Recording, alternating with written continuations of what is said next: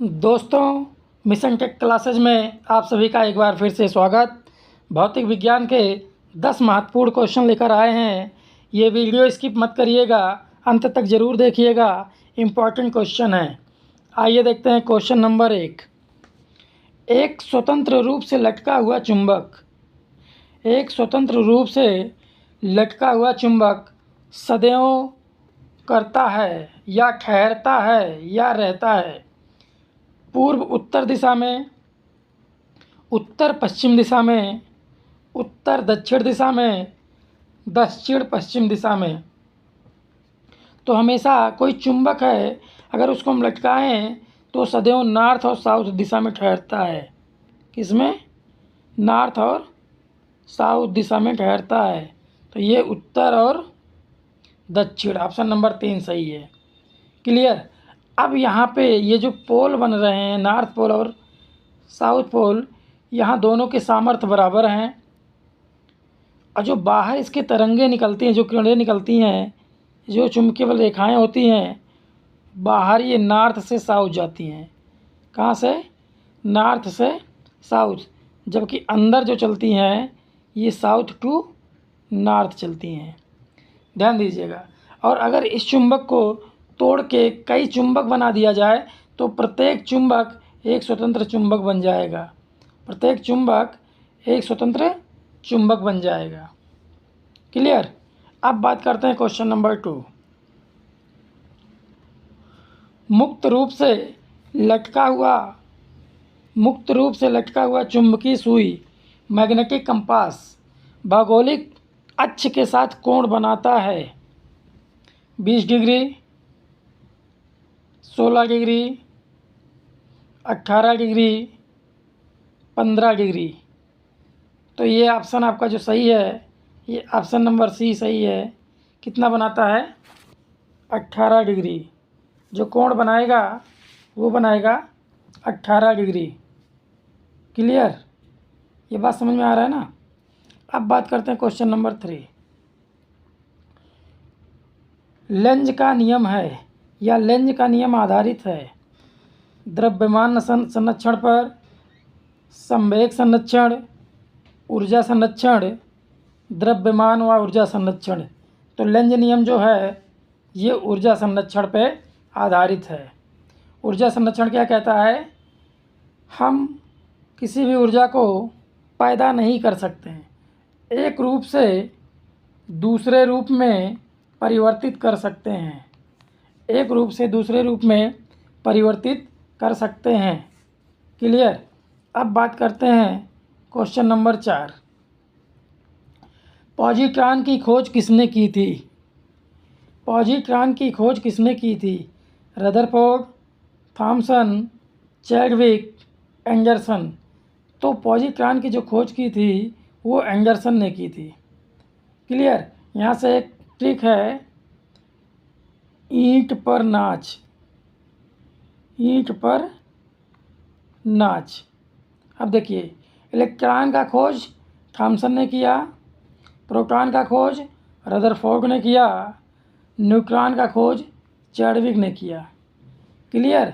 तो Rutherford proton का खोज किए, थॉमसन इलेक्ट्रॉन का खोज किए, चैडविक न्यूट्रॉन का खोज किए। और पॉजिट्रॉन का किसने खोज किया? एंडरसन ने। संभाल के रखिएगा, बहुत इंपॉर्टेंट क्वेश्चन है। अब बात करते हैं क्वेश्चन नंबर 5। ऐसे परमाणु जिनके परमाणु क्रमांक समान परंतु परमाणु द्रव्यमान भिन्न भिन्न होते हैं। ऐसे परमाणु जिनके परमाणु क्रमांक समान परंतु परमाणु द्रव्यमान भिन्न भिन्न होते हैं कहलाते हैं समभारिक, समस्थानिक, आइसोबर। इनमें से कोई नहीं। तो ऐसे जो पदार्थ होते हैं, जो परमाणु होते हैं, क्या कहलाते हैं? समस्थानिक। परमाणु क्रमांक समान होगा परंतु परमाणु द्रव्यमान भिन्न भिन्न होगा। क्लियर। और इसमें क्या होता है, परमाणु में जो प्रोटॉनों की संख्या होती है समान होती है। प्रोटॉन की संख्या जो होती है वो समान होती है, जबकि न्यूट्रॉन की संख्या भिन्न भिन्न होती है। न्यूट्रॉन की संख्या जो होती है वो भिन्न भिन्न होती है। समस्थानिक में। क्लियर। अब बात करते हैं क्वेश्चन नंबर 6, मोस्ट इम्पॉर्टेंट है ये, कोई भी एग्ज़ाम देने जाएंगे टेक्निकल नॉन टेक्निकल का। रेडियो कार्बन डेटिंग, ध्यान दीजिएगा, radio carbon dating dash dash dash की उम्र ज्ञात करने के लिए प्रयुक्त किया जाता है। रेडियो कार्बन डेटिंग जिसको बोलते हैं C12, क्या बोलते हैं, C12 की उम्र ज्ञात करने के लिए प्रयुक्त किया जाता है ग्रहों का, जीवाश्मों का, शिशुओं का, चट्टानों का। तो यहाँ पे जीवाश्मों का उम्र पता करने के लिए रेडियो कार्बन डेटिंग का प्रयोग करते हैं। क्लियर। अब बात करते हैं क्वेश्चन नंबर 7, डायोड वह युक्ति है जो धारा को एक दिशा में प्रवाहित होने देती है, दोनों दिशाओं में प्रवाहित होने देती है, किसी भी दिशा में प्रवाहित होने नहीं देती है, उपयुक्त में से कोई नहीं।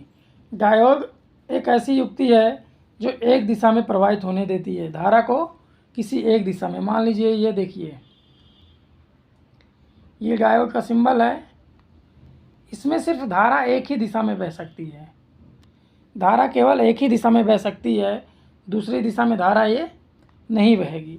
इसी को हम वाल्व भी बोलते हैं। क्या, वाल्व।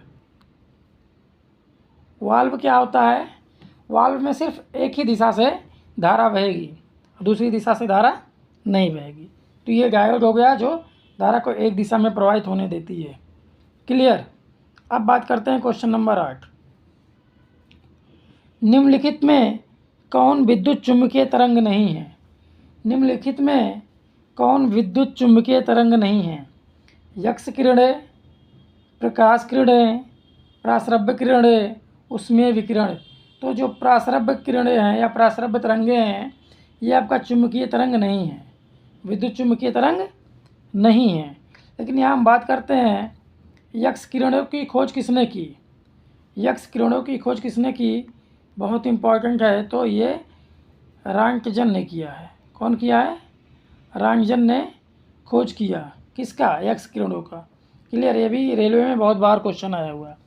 अब बात करते हैं क्वेश्चन नंबर 9, इम्पॉर्टेंट क्वेश्चन, सापेक्ष आर्द्रता रिलेटिव ह्यूमिडिटी नापी जाती है। सापेक्ष आर्द्रता नापी जाती है हाइग्रोमीटर से, हाइग्रोमीटर से, लेक्टोमीटर से, पोटेंशियोमीटर से। तो यहाँ पे जो ऑप्शन आपका सही है हाइग्रोमीटर से। क्या, हाइग्रोमीटर से रिलेटिव ह्यूमिडिटी मतलब वायु की आर्द्रता नापना है। सापेक्ष आर्द्रता बोलो या वायु की आर्द्रता नापना है, तो ये वायु की आर्द्रता नापता है कौन, हाइग्रोमीटर। जबकि जल का आर्द्रता नापना है या जल का आर्द्रता नापना है, ऐसे पानी का आर्द्रता नापना है, तो वहाँ पे हाइग्रोमीटर यूज करेंगे। और लेक्टोमीटर द्वारा दूध की शुद्धता का जांच करते हैं। क्या, दूध की शुद्धता, दूध की शुद्धता जांच करने के लिए लेक्टोमीटर यूज किया जाता है। अब पोटेंशियोमीटर यूज करने के लिए विभवांतर को नापने के लिए यूज करते हैं। क्या, विभवांतर, यानी कि वोल्टेज को नापने के लिए पोटेंशियोमीटर यूज किया जाता है। क्लियर। सापेक्ष आर्द्रता नापने के लिए हाइग्रोमीटर, जल का आर्द्रता नापने के लिए या जल का अपेक्षिक घनत्व नापने के लिए हाइग्रोमीटर, लेक्टोमीटर द्वारा दूध की शुद्धता नापते हैं, जबकि पोटेंशियोमीटर द्वारा विभवांतर नापते हैं। अब बात करते हैं क्वेश्चन नंबर 10, इम्पॉर्टेंट क्वेश्चन ये भी है। सिस्मोग्राफ का पता लगाने के लिए उपयोगी है वोल्केनो, भूकंप, ज्वार लहरें, भूस्खलन। तो सिस्मोग्राफ से हम नापते हैं भूकंप। सिस्मोग्राफ एक ऐसा यंत्र है जो भूकंप नापता है रिक्टर पैमाने पे। किस पे, रिक्टर पैमाने पर। अब एक बात आएगा, रिक्टर पैमाना क्या होता है, तो ये भूकंप नापने का एक स्केल होता है रिक्टर पैमाना। तो भूकंप जो नापा जाएगा वो सिस्मोग्राफ यंत्र से नापा जाता है।